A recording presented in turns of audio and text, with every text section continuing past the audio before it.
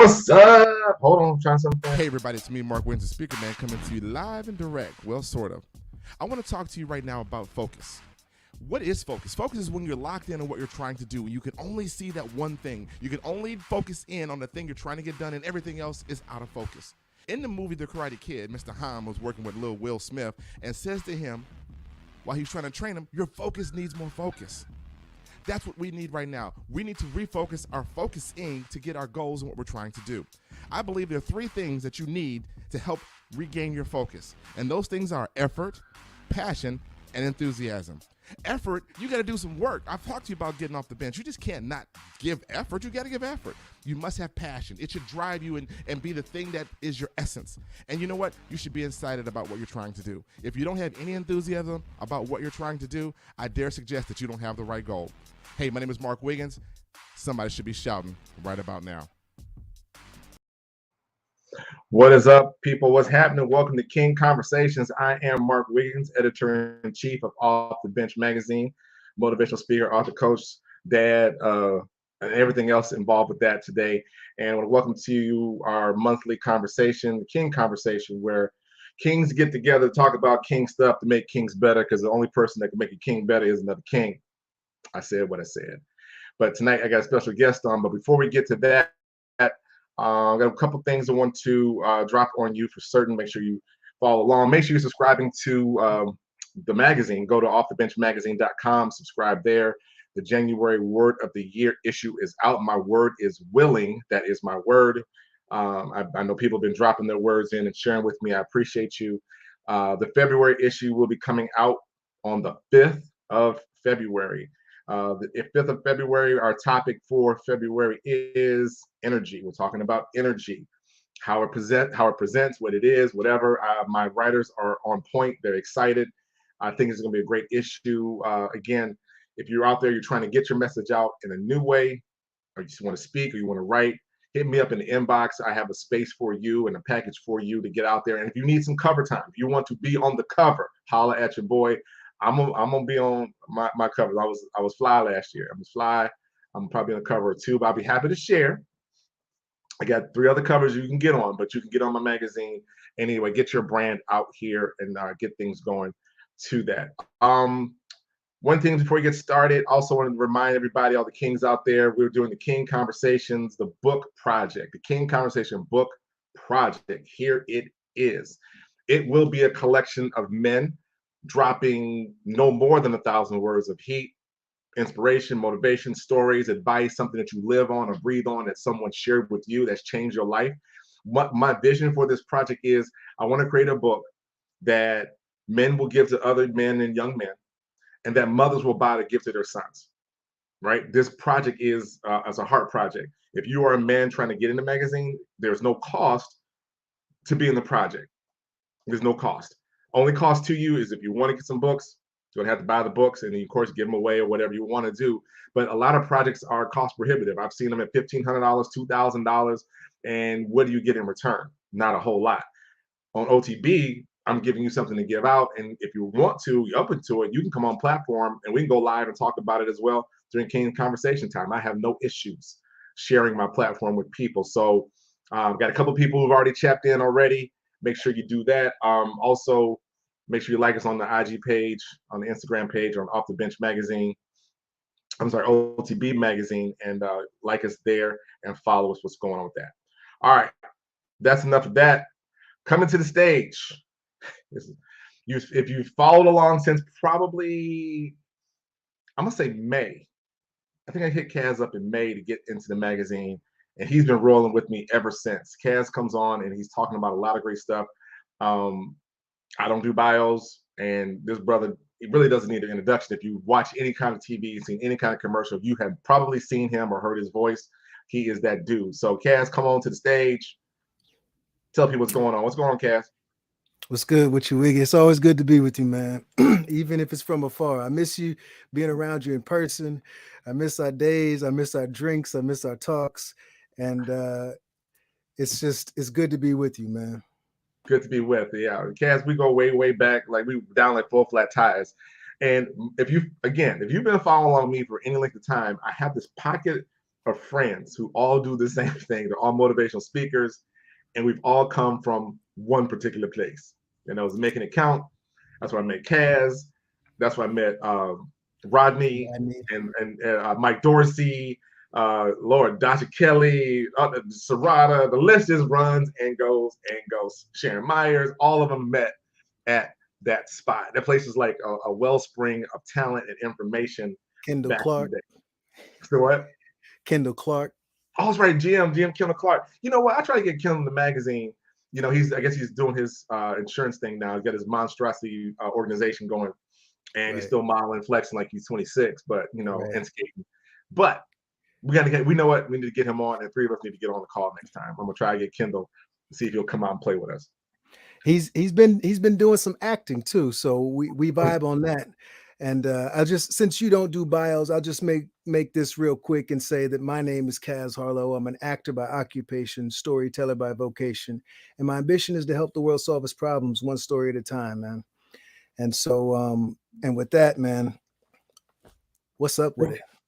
Yeah, so yeah, King Conversations. Let's talk about the journey. You know, when you moved into becoming an actor, you know, whenever that happened for you, but when you try to go full time, I met you. You were, I don't know what stage you were in your acting career. I just knew that you were an actor out in California. You've been grinding for a long time. So when did you really get into acting and pursuing this as a career? You know, it's an interesting thing in that when I came to LA, someone said to me, you know, what do you want to do? And I said, I want to do it all. And they said, well, you gotta, you know, it's like living somewhere. You got to pick a state and a city and a neighborhood and all these kinds of things. You know, you have to be a specialist, if you will.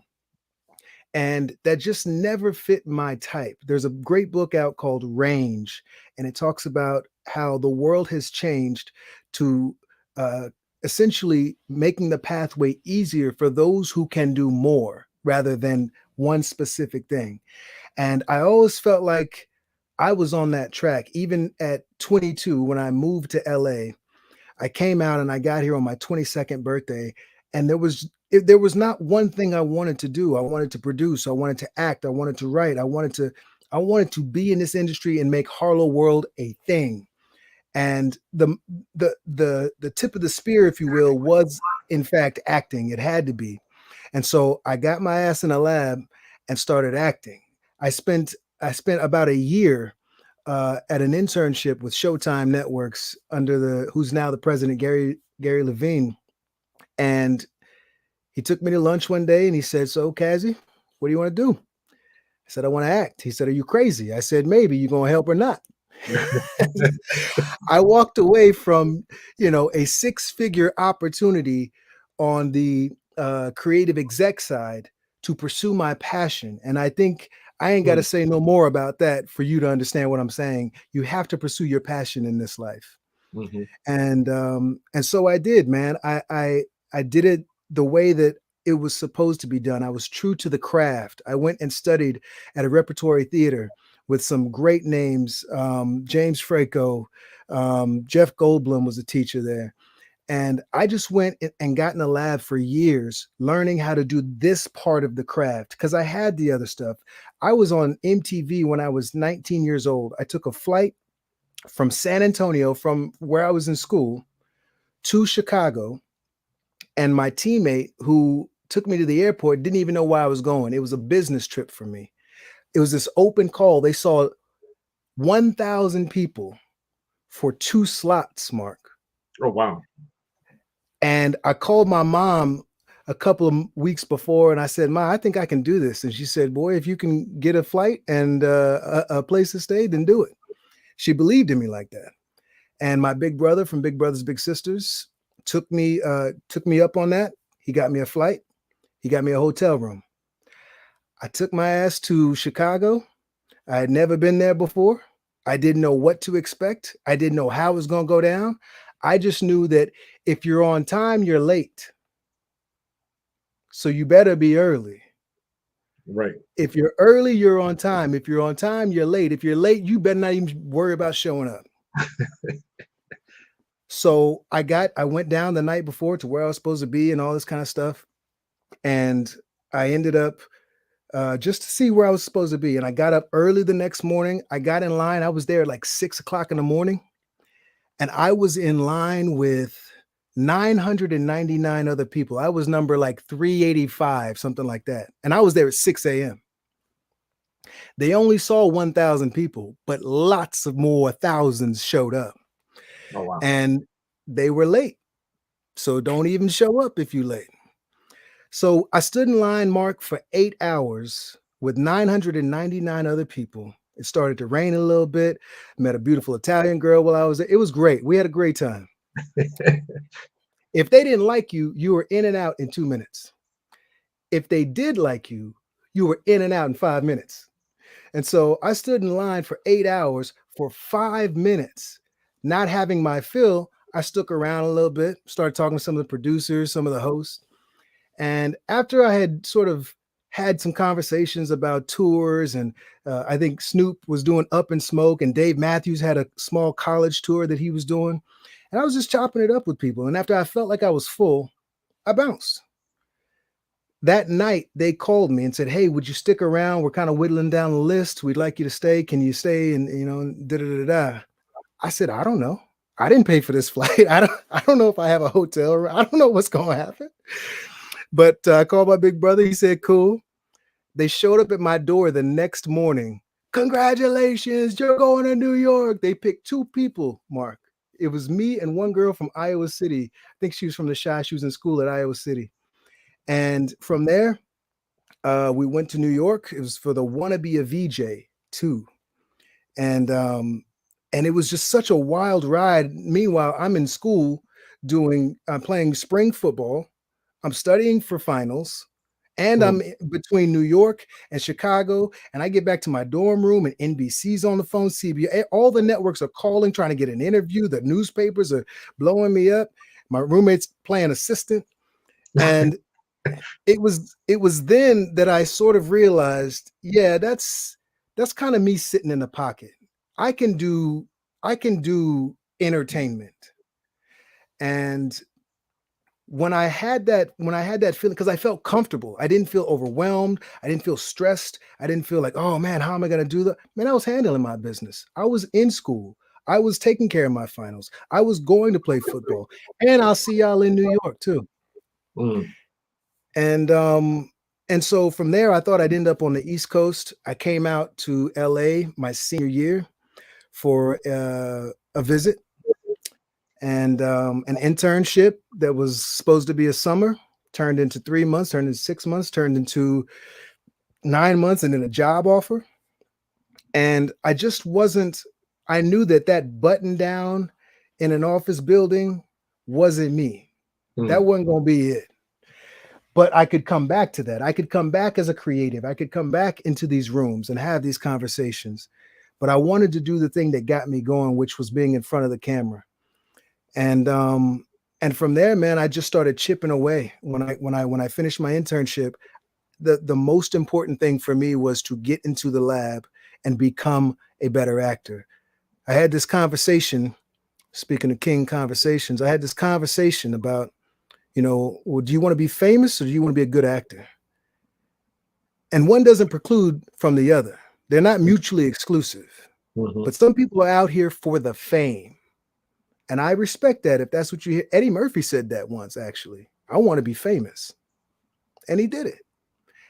I wanted to become the best actor I could be. And then we'll let the chips fall where they may. So I always assumed, I always recognized that with talent, the rest of the stuff would come. I had to get my weight up. I had to get my talent up. Just like, we talk about off the bench, getting off the bench, man. You got to train. You got to be in the lab. Who's in the gym shooting with you is really the question. And I was sitting in these black box, these small theaters, 50 seats for years and years, just learning how to do the craft, man. And from that ability, from that learning came so many opportunities. From the voiceovers, I got, if you listen right now, I got Taco Bell running. I was the voice of the XFL. They're bringing that back. NFL's on standby right now. And obviously, you know, I'm on a show called All American, which is crazy. They're doing dumb numbers. I'm talking 1.34 billion minutes in streaming worldwide. So it's been a journey, but all of the work prepared me for all of that has come in the process. Cass, that's amazing. Again, I appreciate you sharing all of that, and I know you are out here. Again, I told people when commercial comes on, I know him. You know, nothing better than sit somewhere and see your boy pop up on a national ad, not a regional, a national ad, several times. Talk to me about, you know, again, King Conversations. Did you ever like want to quit? Like, this is some bull. I'm out. I'm not gonna do it. I'm in this rain, even standing in the line, and you were early on. Did you feel like you were an imposter, or that you were gonna quit, or this was just gonna happen? No. Not at all. Not one minute of flinch. You was in No, and no, and you didn't see me blink either. And but this is, I'll give you the sort of underpinning of that. I was after something in my life. That's what I mean by pursuing your passion. Because everything else is going to go away. And when things get hard, when you can't handle it, when the money gets tight and things aren't going right and you're not catching any breaks, it can be hard on individuals. But it's really hard on the people who aren't after their passion. That's what I found. Like, I played football for a decade in my life, Mark. And I knew that I was never going to quit playing football. I love the game that much. And the game has been good to me. Even now, even today, I'm getting checks from leagues all over, XFL, NFL. They're giving me money. The game is still giving back to me because I've given myself to it. I love football and I love this work that I do. And I never had a moment of doubt, of self-doubt, about whether or not I can do this work. Will it come today or in this job? Of course, I've had rejection over and over. That's a daily affair in this business. Rejection is a daily affair in this business. So I ain't worried about the rejection. The thing that is always sort of, you know, I don't ask like, can I do it? I ask I used to ask, when is it going to happen? Who's going to get it? Who's going to understand what I'm actually about, what I'm actually doing here? And as I continue to get better at my craft and things started to shape up and things started to work out, it was never like, oh, thank God I got it. It was like, yeah, I'm right where I'm supposed to be. But that comes from, first and foremost, pursuing the thing that won't let you go. Let's talk some more about this passionate pursuit. Because you talk about something, especially when it comes to being men, right? There's things that we want to go do, but we are afraid to get off the bench, go do it. People are gonna talk about us, or we worried about a lot of external stuff. What do you say to the man out here listening to this show right now who's sitting on a dream, sitting on a passion they've not engaged yet? What do you say to that?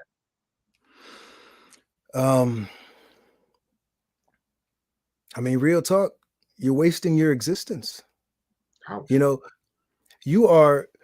we are here by design, Mark. And, I'm about to get a little, swimming in the deep end on this thing.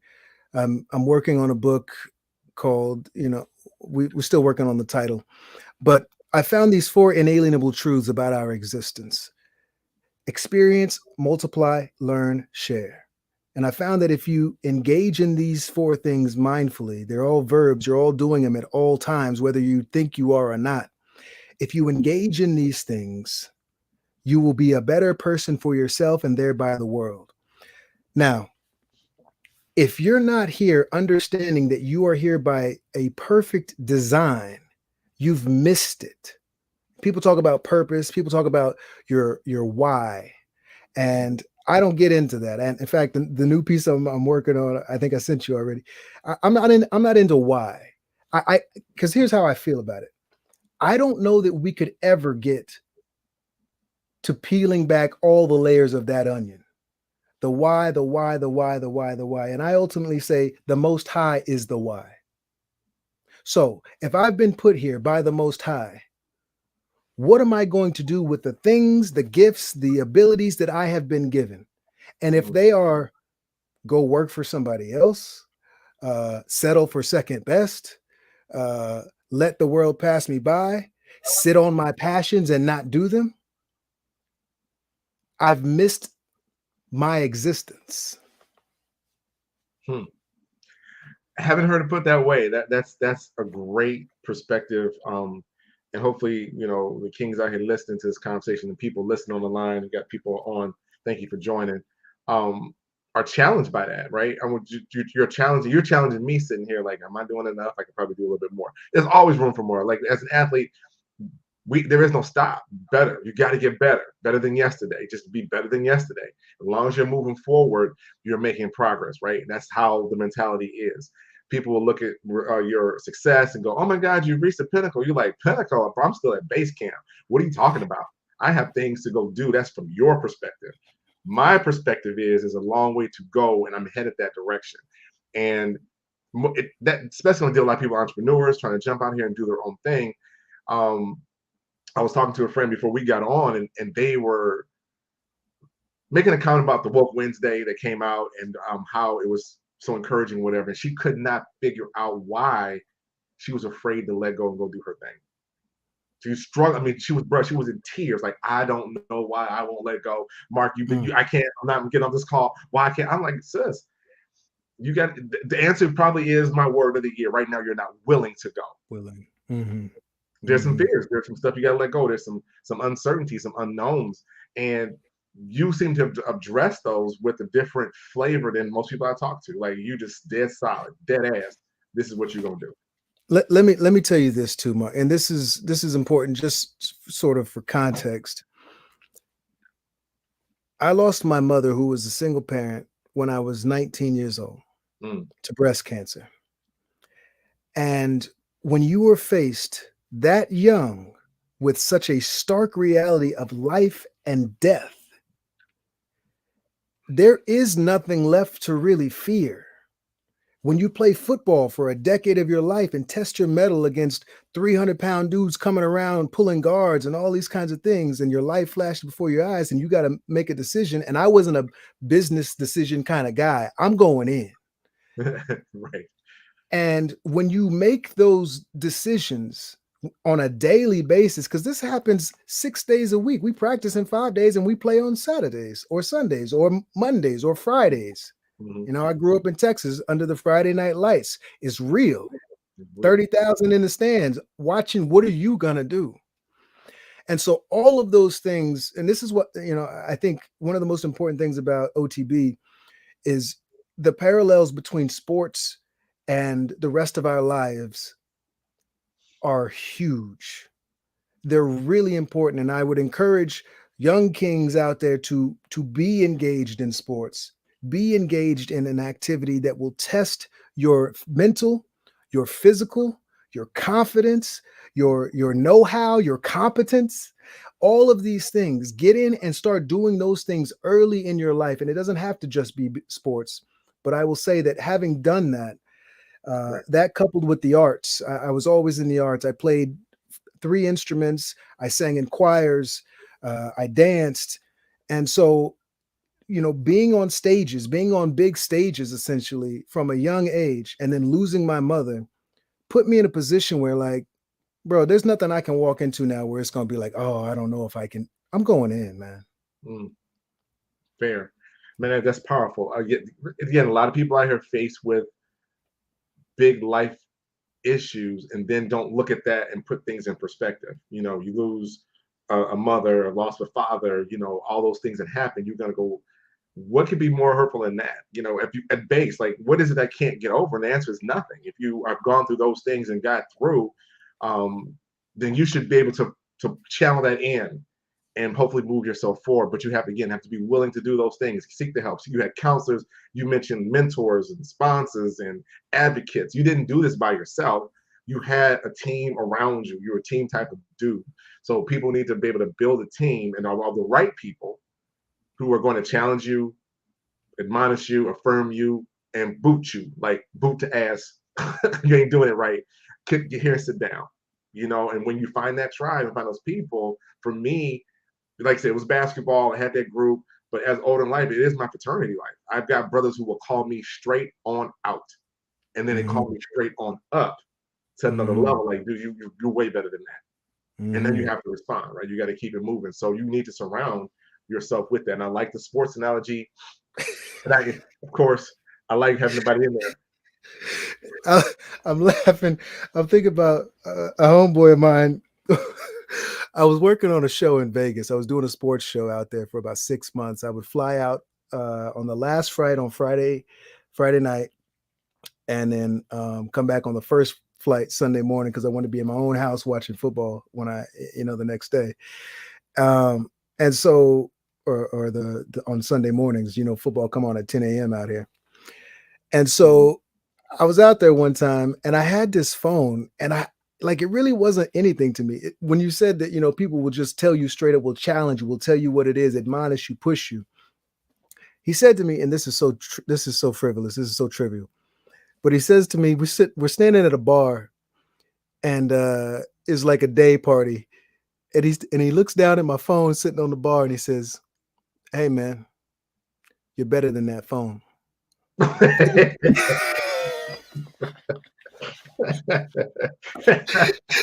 Yo, it didn't take me about a week or two to go get I was looking at it, I said, "You're right, man. I am better than this phone." It's trivial, it means nothing. But this is, I want to piggyback on something else you said there about putting it all together. I believe that there are people in this life who are willing to connect the dots of their existence.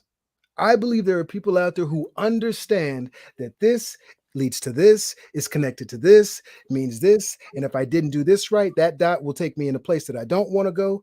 And others who don't quite see it that way. And I would challenge and encourage any of the kings listening to this conversation, any of the queens who are listening for their kings, make sure you're connecting the dots in your life. Know that everything you do has a ripple effect. Know that every reaction has an opposite reaction. You know what I mean? And so putting the things together, putting your life together, in sports, they say, he's pretty good, but he hadn't put it all together yet. It's that kind of thing, connecting all the dots to understand how you get to making that bucket, how you get to making that tackle, how you get to scoring that touchdown.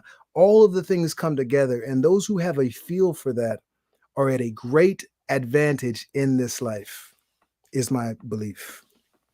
Man, that's powerful stuff right there. It's good king information. Again, when you're talking about putting it all together and moving forward, like the opportunities are there. Is the preparation, like you said, when you were talking about being in the box and working, I could flash back to them line drills, them hills in Alabama, them hot summer days, and for 40 minutes or so, not mind overtime, you put all this work in for 40 minutes, but those 40 minutes are life changing, right? You give it all, and you appreciate that. And those, surprisingly, I don't remember a lot about the games. I do remember the practices and the camaraderie and the challenges and times I want to quit, question everything about it, and then dug a little deeper. Those I do remember. Of course, I dunked a couple people back in the day, but that's few and far between. But what was more important was the fact that you didn't quit, you didn't walk away, and you came out on the other side, right? That's to me, which is important. That's the drive for OTB. That's the drive for what I'm doing at this moment, is to remind people that you have that too. You've got your own experiences right there. If you sort it out and put it together, you can make it work. Like you said, connecting the dots, your own dots, and move that thing. It takes 2 to get a point, 3 to make a line, and you out of here. So that part. That's definitely that. Oh man, this is hold cool. up, Mark. Hold up. If let me know when there's a good point to tell a Kobe story. Let me know when there's a good point, because I want to tell a story about. It's your show. I'm your guest. Right. Go ahead and tell the story. All right. So look, I do this thing every year at the beginning of the year called a mental diet, where I don't watch any news. I'm a news junkie. Anybody's been around me, I watch copious amounts of news, but I remove all the news. I don't watch or read anything negative. I don't talk about nobody. I don't talk gossip. I'm nothing negative. All positive energy comes in. It's a mental refresh, a mental reset. And every year I'm tested. Every year I'm tested. And 2 years ago, Kobe Bryant died Yep. in January. And it was the one time during my fast, during my mental diet, that I just needed a minute. I had to see it. There was no escaping it. You know, bad news travels fast. And Kobe to me was something else, man. A Renaissance man, who did all the things. And you know, I'm thankful that I am who I am, but I have a great appreciation for who that man was too. Flaws and all, because we all have them. We all have our flaws.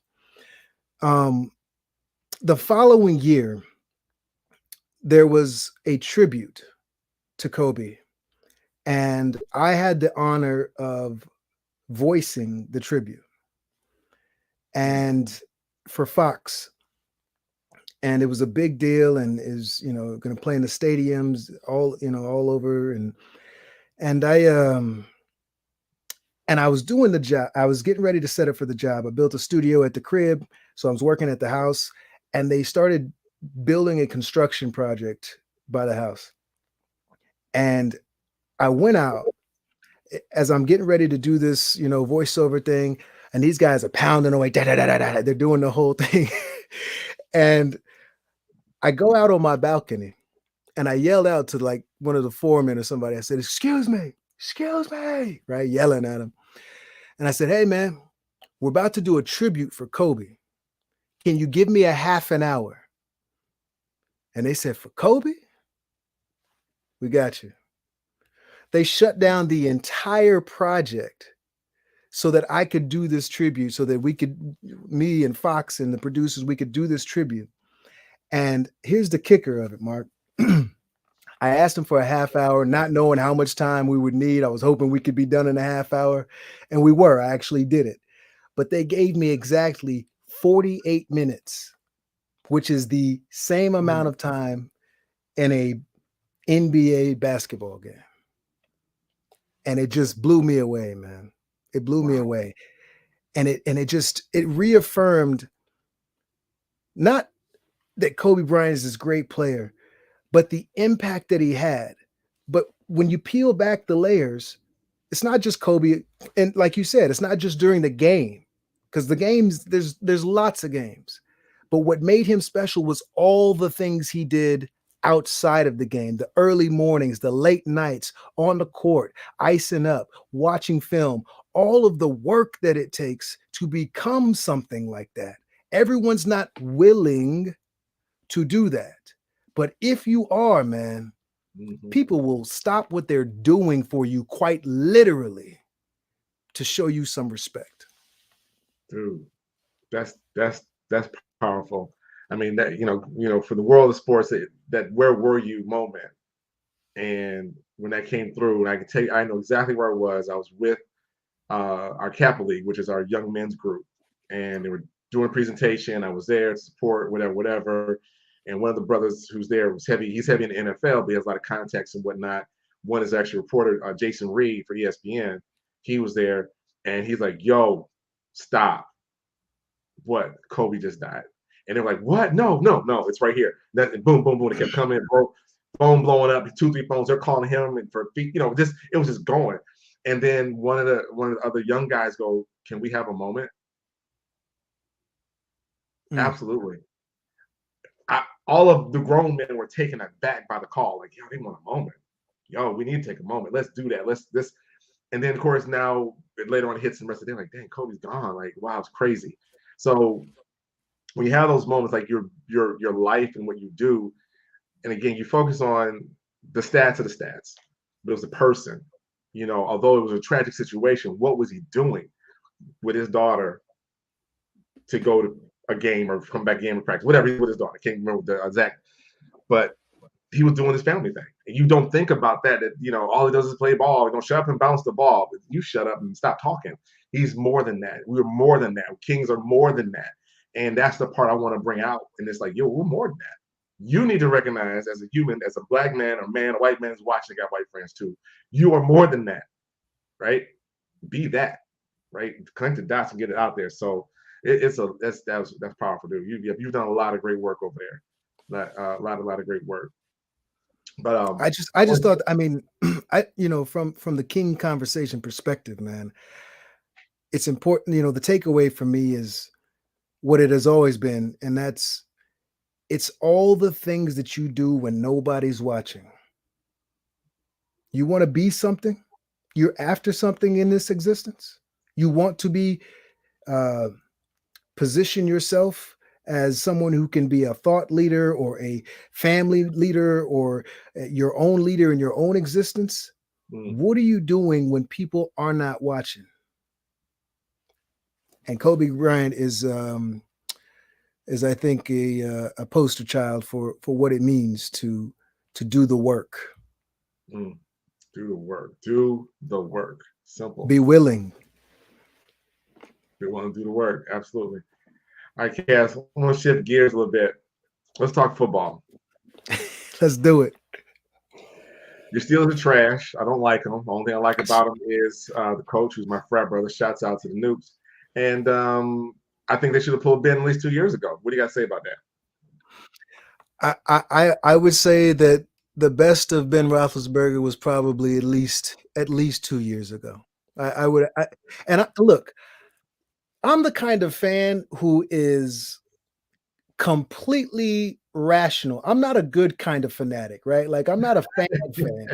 Like I've been to M&T Bank and seen fights break out. Okay. My brother played for the Ravens and I was there as a Steelers fan watching those teams play one another and fans in the stadiums going nuts.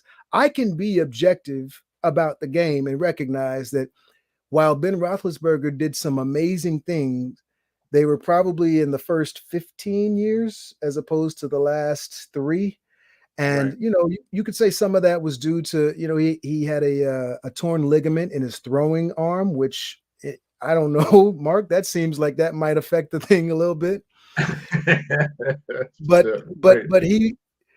to his credit, like it was never pretty, but to his credit, he always had you in the game. He might take you out of it himself by throwing a pick, but he was always in it. And I salute competitors, man. I salute people who show up, because the best ability you can have is what, Mark? Availability. Come on, man. Availability. I agree with that, man. I love objective fans. If you played sports, you're probably a little bit more objective because you can call it like you see it. It's the people who had never played. My team, bruh, you got on a cowboy uniform. You've never been to the stadium, but that's your team. No, stop. But I say the same thing about my Browns, right? I've lived it, loved it, and hurt with them. But what I like about Ben was that he fit that city, he fit that team, he fit that region. Cincinnati, Cleveland, Baltimore, bruisers. Hard-working, hard-nosed people to get it in. They played that way. That's the way it was. That was back back when they were playing, that rough and tumble ball. Like, it's nasty. But when it was time to go, it's that hard thing for an athlete to let it go. I can't be mad at it. Oh, you should sit down. I say jokingly, but I understand, when the game is moving away from you or you away from the game and you still think you can do it. And, he got to go on his own terms. And I'm going to tell you this too, man. As you look around that division, the AFC North, find me another quarterback who's done that. And he bust everybody's ass. He's an OG. I mean, again, on the regular. He had up until this season, he had more wins in Cleveland than any other quarterback.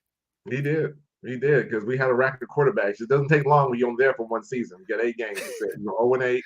Out, and then you get my boy in. What Mayfield? What do you think about Baker? What do you think about this whole Baker thing? Since you're an objective fan, what's your thoughts on that? If I was a scout, I would say undersized, plays with a lot of heart and swagger, has trouble at times reading defenses quickly enough. And if I were a fan, I would say, and this is no disrespect to Baker Mayfield, I don't think he's the guy. I don't know that he's got an option for the 5th year, right? They're picking that up. Is he are you going to give him that next big contract? And if I was a GM, and I am, right. I don't know that I would give him that contract. Let me just give you some little insider baseball, insider football. I have a lot of friends in the league, a lot of close associates at every level, coaches, players, and I just management. And I would just say there was a question about a quarterback who was in LA recently and got shipped off to Detroit. And I can just tell you that the sentiment was that this team went to a Super Bowl with this quarterback, and still we're just not quite there. And I would say with Baker Mayfield, I don't know if you get there. Yeah, I agree. I don't think Cleveland fan is objective. We appreciate the energy level. We've not been energetic at all. When was the last time a name commodity came to Cleveland? Right, you got two defensive players coming in and we're just rolling. Then you got receivers, and we had Odell Beckham Jr. there. I think he can still play. Not quite sure yet. He's still playing, but I'm not sure he can still play. But who? OBJ. Bro, he is mopping up people. We are happy to have him in LA. Right. That's my point. And I'm like, so they made it seem like it was him. Yeah, okay, he had a little bit of diva involved with it, but it really wasn't him because he can produce apparently still. And Cleveland's that. But to get us up and get us moving to be competitive and be in conversations, he just wasn't it. They went from Johnny Manziel, 5'1", 180, to Baker Mayfield, 5'9", 210. It's the same quarterback. Same quarterback, same safety situation. The management office just doesn't get it. And now, who are we going to get the quarterback? Who's going to come in? And the tools are kind of still there for another year or so. And then all the defense is going to go. They're going to leave out, and we're going to be back to where we were, replacing the Bengals at the bottom of the league. This is okay. Two things about that. First, you raise an interesting point in that they do have pieces. The offensive line is good. Nick Chubb is good. Kareem Hunt is good. You still got Juice, Jarvis Landry on the outside. You still got Njoku at tight end and a couple of other guys who can play. The defense is good. They got young DBs who go out and get it. Ward and Greedy Williams. They got Myles Garrett, who is a game wrecker. And I have some thoughts about him as well. But I would just say, though, the pieces are there. And I would say that while most people might not be inclined to want to come to Cleveland, if they can find somebody, even a serviceable guy as a stopgap and then draft again, because you're going to probably have to go get him in the draft. If they can find a serviceable guy, a Carson Wentz who can play in those inclement weather, if they can get he won't be available. We'll see what happens with him this year. But, if you can get a guy like that type of guy who is not a tier 1 guy, but can play in those elements, is seasoned, has been in the league for a little bit, the pieces are there. And I say this as a Steelers fan. I like when the Browns are good. I'm tired of beating up on the Browns, man. I would like to see some competitive football out of Cleveland. And it has been competitive, man. They mopped the Steelers up last year, beat them 3 times. 3 times. And that's the part that Steelers fans forget. We beat you back to back. Put you out. In the playoffs, yeah. The playoffs. Now we happened to get there, but we were not that far. We did it again. You get up on Kansas City until, my homeboy decides to wake up and play. We had them and still had them. And same thing again this year. We played them at the beginning of the season. We could have won that game. This dude decided you can almost count it. It's almost like watching Dak Prescott. You just know the pick is coming. Just go ahead and mark it down. It's coming. It's coming at the worst possible time. Yeah, Dak is He's an interesting character. I spent some time around him. I have dear friends in Dallas, one of whom blocks for Dak. Ty Smith is a buddy of mine, and I have another buddy of mine who is a special teams coach in Dallas, and that's a whole interesting project. There's some speculation that McCarthy might be on his way out, but they paid Dak, and you know I saw something that said that essentially he and Tony Romo have the same playoff career record at this point at their careers at the same time. And it's kind of like, what is it? Because I think Dak I think he's mobile. I think he can throw the ball well. I think he makes good decisions most of the time. There's something that they're just not able to put all together. I don't know what it is in Dallas, but they be ready to go to the Super Bowl every year only to have their hearts broken. And it is hard to watch my friends who are both in the organization and all my people in Dallas think that this is our year. And I'm Dallas fans and Steelers fan are the worst. Y'all absolute worst. Y'all lose game. We gonna get y'all how many rings, Cleveland? It's not about Cleveland. We accept our position. I need you to accept yours. Y'all suck. Just not gonna do it. Help me understand, because this is the thing that like how is the fan base in Cleveland and around the country and the world really? How are they so committed when they've seen so much produced out of the factory of sadness? I think to get an exact in-depth answer, talk to Dallas fans. It's the same thing. Yo, they've been to now. You got to dust off some things, but they have Super Bowl rings. They have records. You were 6 when they won a Super Bowl last. All right, we've gone farther. We had a better record than them last year, and people still talking about what they did in '72. I don't particularly care. You got trophies. Whoop you damn do. Y'all got what 5, 4, 5? What is it?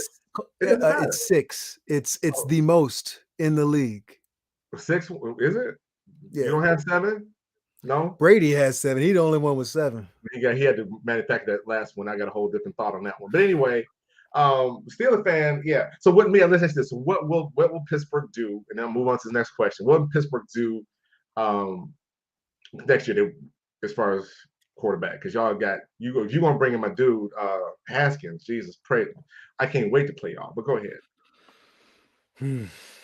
Well, I think it's pretty widely accepted that Haskins is not going to be the answer. I think most people other than Haskins, and that look, by the way, this is how it should be. If you're a player and nobody else believes you can do it, you should still believe that you can do it. If you don't believe it, I don't believe you. Right. What would be better than Dwayne Haskins proving us all wrong? And he gets his shit together and he's actually out to do it, and he's able to, emerge from all whatever happened in DC. Man, that would be awesome. But I don't think that he's the answer. I don't believe Mason Rudolph is the answer. He has a body of work that does not look like something that says, okay, this will be what it is. So I have 2 thoughts, and my thoughts are: do everything you can to get Aaron Rodgers and draft a young quarterback. Those are my thoughts. I don't know what they're doing. Well, do you think Aaron Rodgers would be okay with that? They drafted a young quarterback just because they didn't tell him and ask him, get his permission. Last I thought we were cutting your checks. I got to tell you, and he had a hissy fit. You come to Pittsburgh, you think you're going to play another 10 years like Big Ben? You know there's somebody behind you. I don't get it. I think that, I look, man, Aaron Rodgers can't look, nature and nurture. He came into a situation, if you'll remember, with Brett Favre, and Favre didn't want Rodgers. And all he did was do just as much as Favre did, if not more. He's got, as many accolades. He's got a chip. But I think he's in a different stage in his career, and quite frankly, in his life. He grew the hair out. He's got a different perspective, And he's long in the tooth. He's not, this wasn't like they got Jordan Love and he came in and now this is what it is. He'll be moving on. If he does decide to move on, he'll be joining a new franchise. He'll understand the role that he's in, and he will ball out for a couple of years and try to, put all the padding on his stats that he can, is my belief. If that would be the conversation I would have if I got the opportunity to sit down with Aaron Rodgers. Come in here, pad your stats, get another ring if you can, because you got, there's playmakers at receiver, there's playmaker at tight end. Najee Harris is a monster. I don't care what you're talking about. Najee Harris is a monster. And the defense, if they can get healthy, they got opportunities, man. They had Stephon Tuitt, who didn't play all season, and Tyson Alualu, who was broken ankle in the second game of the season. So they got playmakers. They need to shore up the linebacking core. But as far as Aaron Rodgers is concerned, I don't view him as a diva. I actually see him as a man who's earned the position that he puts himself in. I don't agree with what he did with the immunization versus vaccination thing. I think he should have just been straight up. Mm-hmm. But I do firmly believe that when you put the banners up, when you put the numbers up, when you can back up everything that you are about, you do deserve a seat at the table. I agree with that. And I do not disagree with what you just said. Other things aside, he should have been. He's the only reason that y'all even competitive. I mean, the dude throws one interception a year. I mean, why can't you have conversations? You got somebody, other people pulling strings that don't know the chords. What they should have let him to the table. And that problem, I don't know if the problem with the structure with the Green Bay is, it's been that way for decades, is that there's no true owner. And so there's nobody you got executives running and stockholders, right? There's no to say this is what we're doing. I mean, as much as I don't like Jerry, I give him credit because he run that joint like he run his joint, because it's his business, right? He can do what he want to do. So do that. He ain't, he wants a championship. He's not necessarily pulling all the strings and whatever, but that's his business to run. I'm not sure why coaches continue to run in there knowing they ain't gonna get no power, but maybe they think they're going to be the one. So let me explain it to you, Mark. Come on, break it down, Cass. Break it. The number one sports franchise outside of soccer in the world. You come in there, you put that on your resume, you can do just about anything. If you're the head coach, any coach, if you're a member of the Dallas Cowboys organization, it just booms so loud, not throughout the NFL, but through all sports. People know who the Dallas Cowboys are. You don't have that kind of cachet. Not even Pittsburgh has that kind of cachet, and they got more chips than Dallas does. Right. And so if you have that kind of clout, man, it really changes your life if you come in and work and wear that star, man. I give you that. They are, nothing else. Study marketing, study narrative, the message. You can't deny it. They are the behemoth in the room. The local team, whatever the name may be, come the second. Strive to be that, but the culture is trash. So that has a lot to do with it as well. So I'm interested. Tex Schramm, he did that back when they coined that phrase, America's team. Man, they flipped over some gold in a serious way. They sure did, because it's almost like, where did that come from? But they rock with it. People deal with it. Last topic before we move on. Welcome to the Off the Bench Sports Show. I'm your host, Mark Wiggins, with Cass, coming from the West Coast. We're talking football. Cass, there are 762 coaching positions open and 962 Black coaches live. Are any Black coaches getting head coaching jobs? I think, and since we're talking this, there is currently one Black head coach in the NFL, and he resides in Pittsburgh. His name is Mike Tomlin, and to date, 15 years in, losing, never heard of her. He's never had a losing season. Nope. And they tried to run his ass out of town many times, but all he does is consistently turn water into wine over there.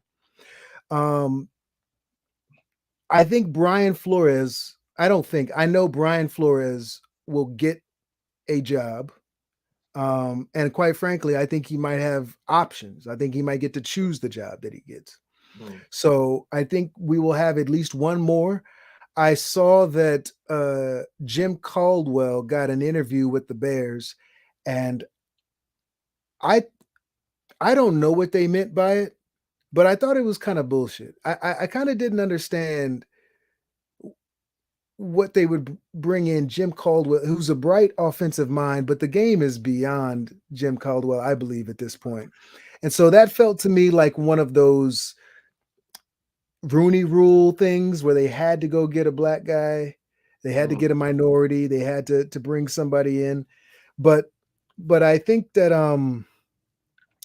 I think there may be one more at least. And look, maybe two.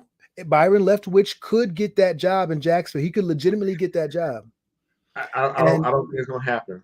Hold on. And then one more as a possibility, I think that Todd Bowles may get some looks for what he's done. So both of those coordinators in Tampa are going to be making the rounds. And what do teams want to do? They want to bring in somebody with some cachet, somebody with a chip, somebody who's done something somewhere, who's a proven winner. Byron Leftwich is a guy who was drafted by Jacksonville, started for them for many years, a first-round pick. It was an amazing backup to Ben Roethlisberger for the years that he was in Pittsburgh. He was the perfect fit for the Steelers at that time. And he's shown a lot of poise, and he looks slimmer. I don't know if he's getting in shape to play again or what, but he looks great.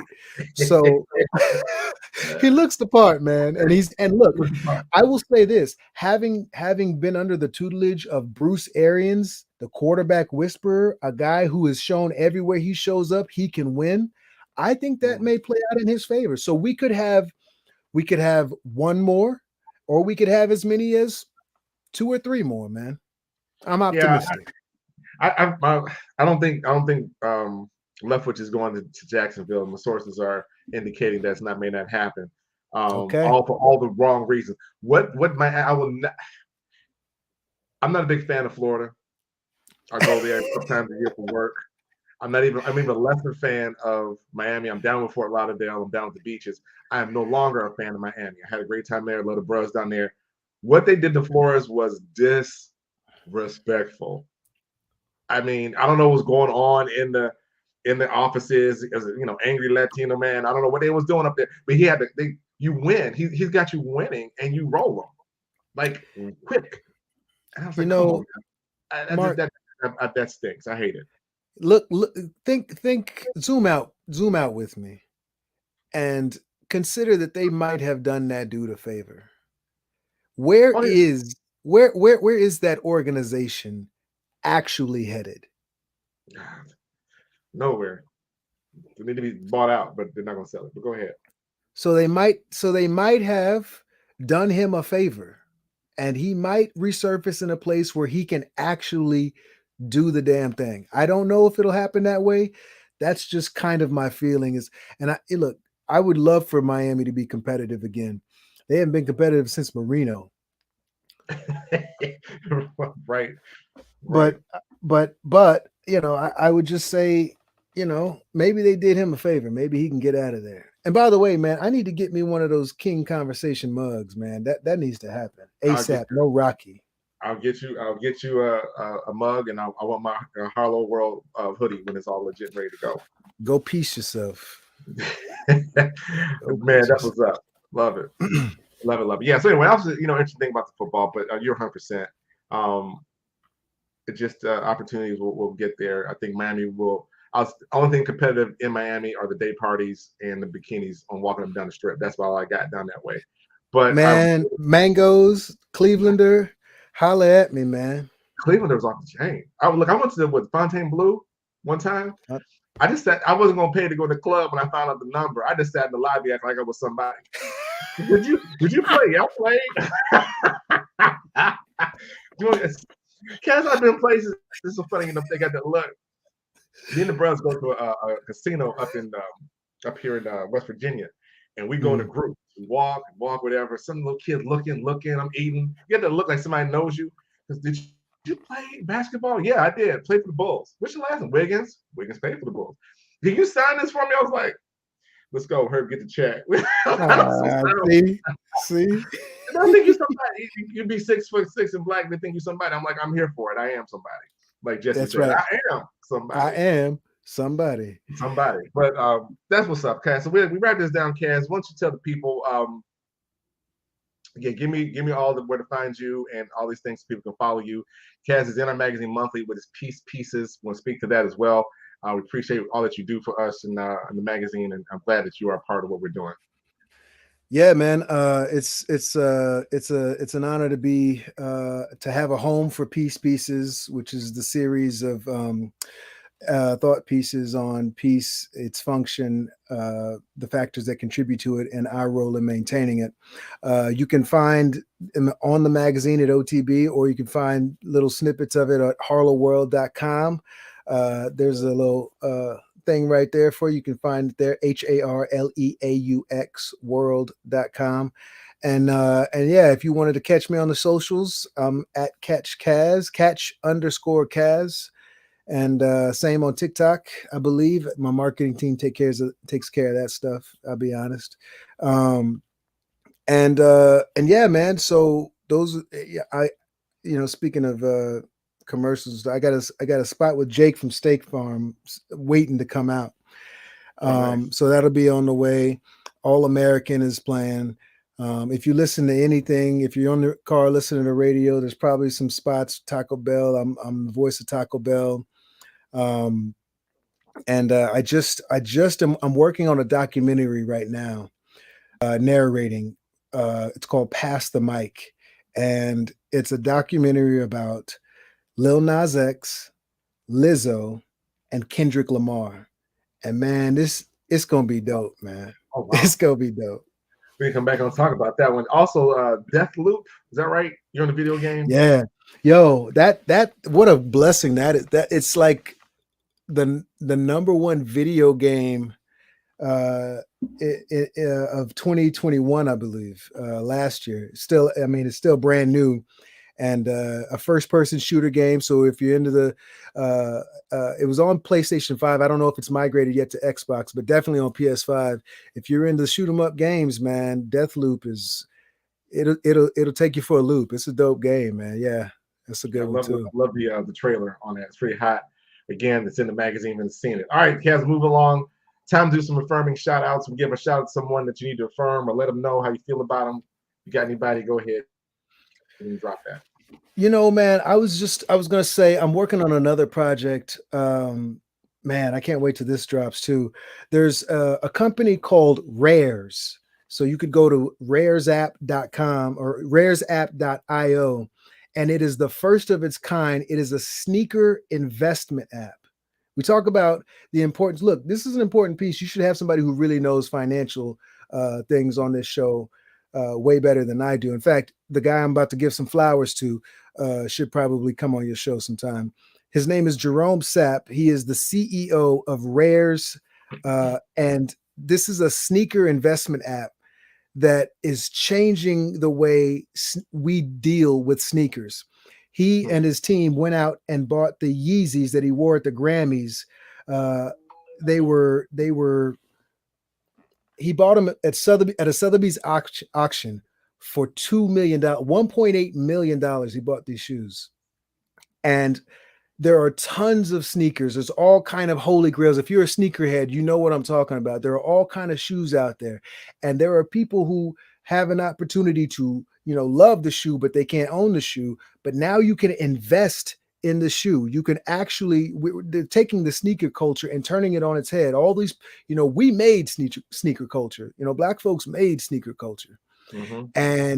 And now you have an opportunity to own a piece of that culture, which was built up and it was like out of your price range. Now you can own shoes that, just like everything else that goes up in value, you own a piece of the stock, it goes up with it. So without doing a commercial, I just want to shout out my brother Jerome Sapp and raresapp.io for doing something that is so different, so revolutionary, so important. And I love the tag. It is invest in the culture. And so if you got some, and you can invest in sneakers for $15 a share, man. And as the value of the shoe goes up, so does your share value. and you know as well as I do, in a world where the dollar is greatly declining, putting your money somewhere where you can make some money is important. So shout out to my brother Jerome Sapp. He's doing his thing out in Vegas. And check it out, Rares, man. It's really special, and I'm happy to see him doing his thing, man. He's a former NFL player as well. And so it's it's coming full circle. It's, we invested our bodies that created the shoe companies, and now we have an opportunity to own the thing that really we're on the ground floor of, and nobody else is doing it. It is like that part. That part. Wow. See, yeah, definitely need to get them on and in. That would be some great information just again to talk about the culture and the shoe. It's a lot of people, diversifying in art. You hear that now in arts and pieces and stuff, NFTs and all Bitcoins and all that kind of stuff. And whether it really truly becomes the thing they think it can be or not, I think the knowledge and opportunity to be a part of something is worth the effort, right? Because we sit around and watch too many things pass us by. Too many opportunities when we didn't get involved with or didn't know or unawares. There's no reason that you are not aware, because you holding the phone, you holding what you need to know. It's hitting you from all directions on advertisement and this, and what do you want to learn about REITs? And I've been doing a lot of small stock sharing, buying and stocks and REITs and drips and crypto and all that kind of stuff. And I'm watching these young brothers out here dropping knowledge like professors, the EYL, Earn Your Leisure group, a Wall Street Trapper, those guys, and you sit there, man, what does he know? I'm listening to him. That dude knows exactly what I heard them talk about. They're not just talking about, they're explaining it to the culture and like telling everybody as loudly as they can tell them, get in the game. Look, man, it's so important. And look, for the last 3 years, I've been working on this project with Discovery. And it's I'm voicing these financial literacy programs for high school students. So all across the country in high schools, they have these programs that teach young people how to manage finances from an early age. And I have a lot of people who have that same sort of passion as you do, talking to students, being in front of people. But specifically for me, for financial literacy, for kids, man, to start young, to understand what it means to, at a minimum, have a checking account, and in there have a savings account, and how interest works, and all of the little things, the fundamental basic things that happen. I got dudes who make dumb money giving me advice about, man, just put something that you don't feel like you can walk away from, and you'll be cool if it doesn't go through, but put something into Bitcoin, put something into this, put something into Rares, put something into some things that are out there, because as you say, things will pass you by, and you don't want to miss these trains. And it doesn't have to be you put your life savings in it. In fact, don't put your life savings in it. Right, but put something in it. Put something in it so that you can, at least reap what will be the next wave. Yeah. I was listening to some podcasts I listened to, and they're talking about investing and about investing with banks and in banks. And I was embarrassed. I didn't think about it. I didn't put it together, but the conversation was something like this. Why would you not invest the place that you put your money? Well, the place where you put your money is investing in other stuff. So taking your money and put it out, why not get some of the money back? I was rudely reminded by Wells Fargo that I had been a member with them for almost 30 years. I'm thinking, well, shit, I ain't put not $1 on stock on Wells Fargo. I've been here that long. The bank ain't gonna lose. They're not losing. They're investing too. We learned that in 08, that even when they are losing, even when they're on the brink of losing, they ain't losing. Somebody's gonna bail them out. Somebody bail them out. Your money bailed them out because the money was nowhere to be found. Again, the exposure, when I learned how to, in pandemic, my skill learning thing that I challenged everybody to do was to get an understanding of Forex trading, foreign currency trading. And it was during those sessions, sitting up late, like I'm in school for real, that I truly got to understand what the banks do with this money. It just, I don't want to drop the word I want to say, but it's like, what? And you just trying to get a smidgen of it, and Forex is just a smidgen of what they're trying to get at. It's just amazing. So yeah, And hack for the day. If you got a bank that you like, that you've been there for more than 2 years, you can buy stock in it. That's all I'm saying. For Get your sure. stock in the bank that you put your money in. And So I anyway, love that that's you rough did stuff. that, by the way. I love that you took some time during the pandemic to invest. And this is the most important thing, man, really, is investing in self, and not in some sort of selfish way, but in a I like to say self-centered. And I know people don't understand the two, and they say, wait a minute, isn't that the same thing? Break it But down. to me, selfish is like, if I said to you, Mark, I'll meet you about 7:30-ish, could be 7:48, could be 7:22. It's Right. about, it's not exact. It's not right there on it. Centered is something different. When I say I'll meet you at 7:30, I'll meet you at 7:30, not 7:29, not 7:31, 7:30. So when you are self-centered, when you are centered here, not on yourself, but you are centered within yourself, then you have an opportunity to continue to invest in self. And that investment in self, by and large, gives and reaps and reaps dividends, just like you would in any kind of other thing that you would invest in. And so, like you, I took the pandemic, and I was certified by Harvard University on religion, conflict, and peace. I went to, I'm a lifelong student. I'm the son of a student, grandson of a student. And so, I went back to the lab and just learned. I just want to go learn more. And that investment has put forward, look, we're sitting here right now, by and large, due to me investing in that. I started writing peace pieces out of that. I had already had the idea, but that only further bolstered it, and it gave me some perspective and talking about things that I would not have otherwise been talking about as it relates to peace. And we know how important that is right here, right now, at this present stage. Say that. My firming shout outs is to you, Kaz. I'm going to shout you out and pass you your flowers because you've just been doing a doggone thing.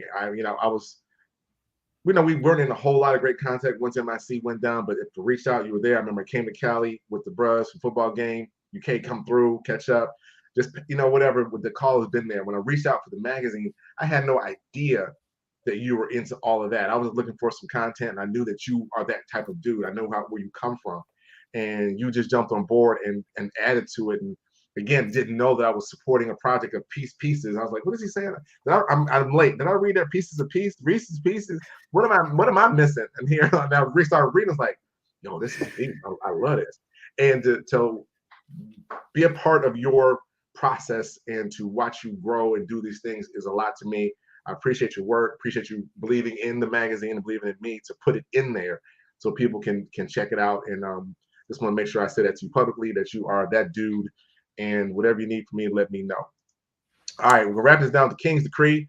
The King's Decree is what the King said to be true, to tell people what to go do and how to go do things, and it is the authoritative word from the King. So, Kaz, you go first. What is your King's Decree for the people and the Kings watching our show tonight?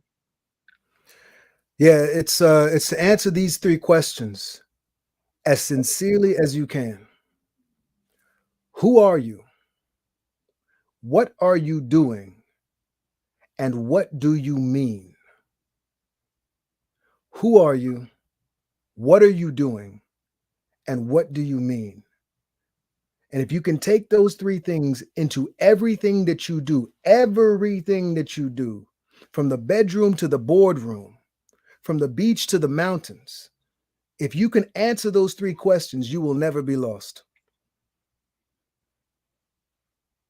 So it is written, and so it is so. Thank you, Brother Kaz. My King's Decree for tonight is simply this.